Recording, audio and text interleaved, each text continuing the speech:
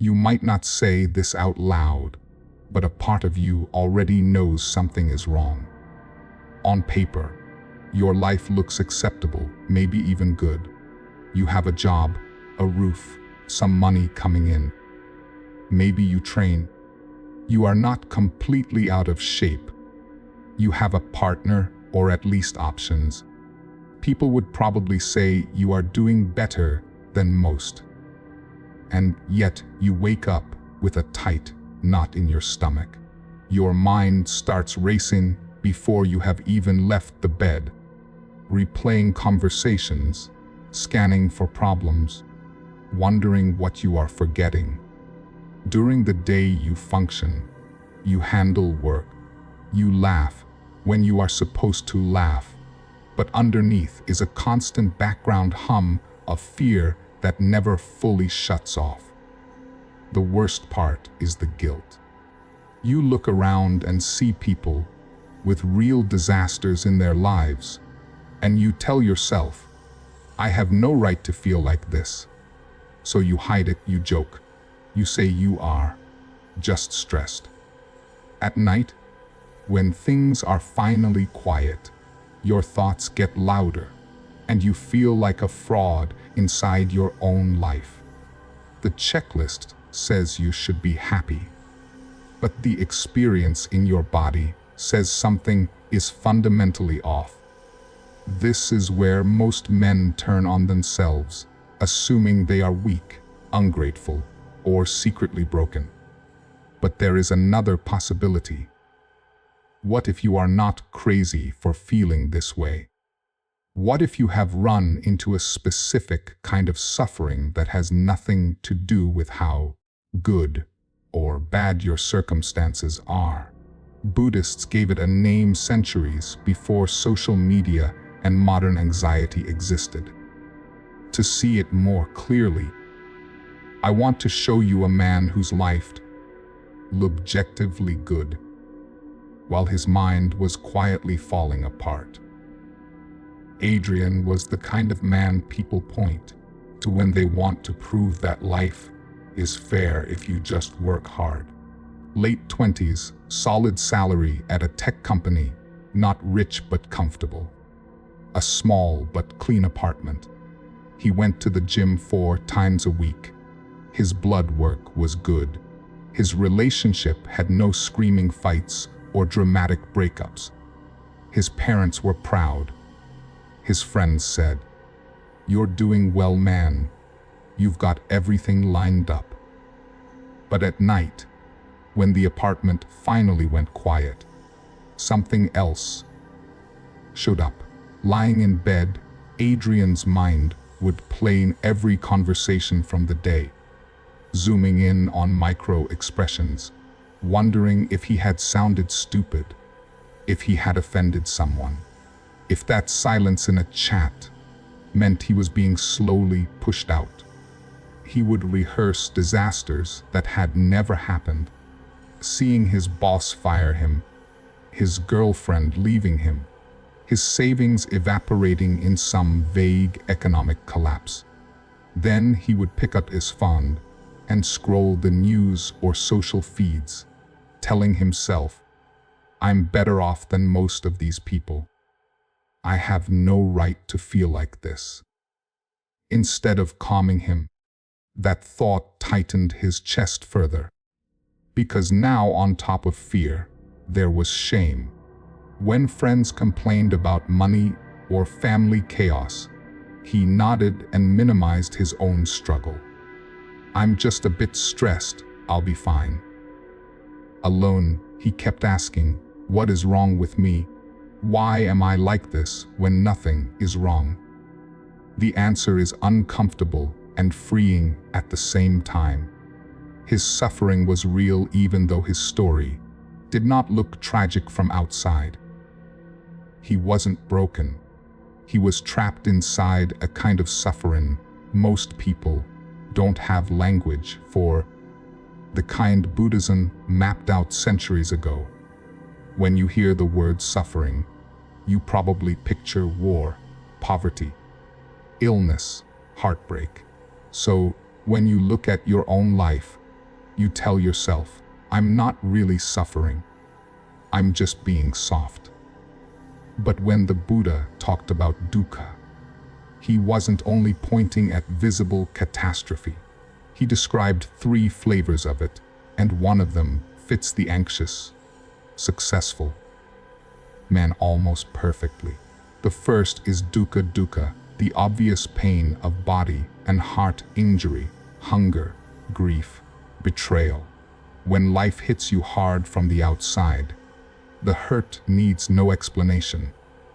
The second is viparinama dukkha, the suffering of change, of losing what you love, of good times ending, of seasons shifting.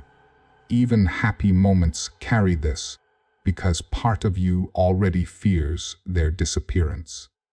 The third kind is more subtle and, for you, more dangerous sankhara, dukkha, the suffering of mental formations.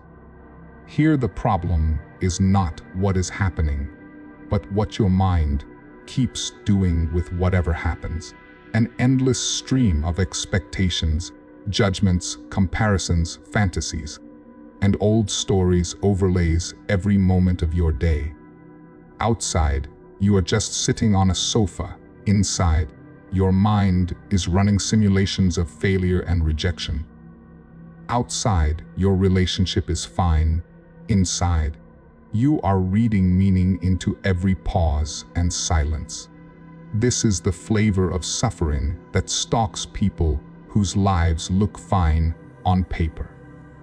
It is created less by raw events than by the way your mental machinery constantly constructs experience. You do not need religious belief to see this. It is a psychological map, a way of noticing that much of your anxiety comes not from reality itself, but from the restless formations of your own mind. Modern life only feeds it, giving your mind endless material to chew on while your body stays perfectly safe every day. Sankhara just means the things your mind keeps building. Not buildings or apps, but patterns, stories, commentaries about everything you see and feel. Your mind is a machine that cannot stop producing them. Even when you are safe, fed, and not under attack, it runs simulations like a paranoid strategist. What if I lose this job? What if she gets bored and leaves? What if I wasted my 20s? What if everyone is secretly ahead of me? Each thought feels reasonable in isolation, but together they create a constant pressure in your chest, a vague sense that your whole life is one bad decision away from collapse. Then the habits kick in. You check messages the second they arrive, not because you must, but because your brain demands reassurance. You reread texts to scan for hidden tones. A few hours without a reply, and your stomach flips. Neutral silence becomes proof that you did something wrong.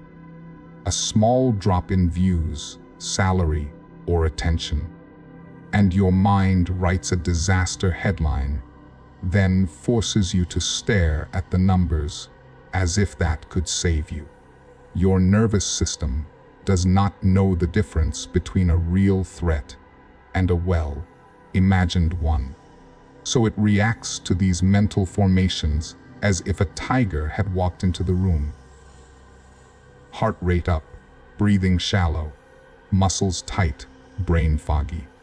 Meanwhile, nothing in the room has changed. The sofa, the office chair, the bedroom are not attacking you. It is the invisible layer of interpretation your mind keeps throwing on top of them that hurts. That is sankhara, dukkha in modern form, anxiety born from mind, chewing on its own content until you bleed. If you do not see this, you will spend years trying to fix outside problems that are really inside you. Here is the part you rarely admit. Even to yourself you hate your anxiety, but you also feed it. Constant thinking gives you a counterfeit sense of control. As long as you are worrying, planning, rehearsing conversations, calculating outcomes, a part of you feels like you are on it, like you are less vulnerable than the people who relax. Each time anxiety spikes, and you react by checking your phone, refreshing stats, stalking social feeds, or running new what-if scenarios, you get a tiny hit of relief. For a moment, it feels like you did something. Your brain quietly learns a rule: overthinking equals safety. So it offers you more of it. When everything outside finally goes quiet, your mind gets louder, not softer. Sit in a room with no noise, no screen, no tasks for 5 minutes, and notice how quickly your brain screams, "This is pointless. You are wasting time. You should be doing something." That panic is the withdrawal of a thought addict. This is why you fill every silence with a screen, every walk with a podcast, every free hour with productivity. Stillness doesn't feel peaceful yet. It feels like suffocating, because the moment thoughts slow down, you are left alone with whatever you have been running from. There is another layer. You don't just have thoughts. You believe you are your thoughts. If the mind says you are behind, you wear it as identity. If it predicts failure, you feel it as destiny. The idea of simply watching thoughts instead of obeying them feels like dying, because it threatens the only version of you you have known. That is the core conflict. You say you want peace, but a part of you is addicted to the mental noise that guarantees you will never find it. Up until now, you have been standing inside every thought as if it were you. If the mind shouted, you shouted. If it panicked, you panicked. The still core is a different position entirely. Think of it as learning to stand one step back from the storm instead of trying to control every gust of wind. It has 3 simple moves: notice, name, non-participation. Notice means you begin to catch the fact that thinking is happening, instead of being swallowed by the content of each thought. You are not analyzing yet. You are seeing the weather. There is a dark cloud. There is thunder over there. In real terms, this sounds like, my chest is tight and my mind is predicting disaster right now. Instead of unconsciously merging with the prediction, name comes next. You give your thoughts short, honest labels: fear of loss, comparison, replaying, old rejection story. When you name a pattern, you turn a huge, convincing narrative into something smaller and familiar. This is the I am behind story again. The plot loses some of its hypnotic power. Finally, non-participation is where still core becomes real. You experiment with not acting on every wave that passes through your head. The urge to check, to text, to scroll, to defend yourself appears. You recognize it. You call it what it is. And then you do nothing for a few breaths.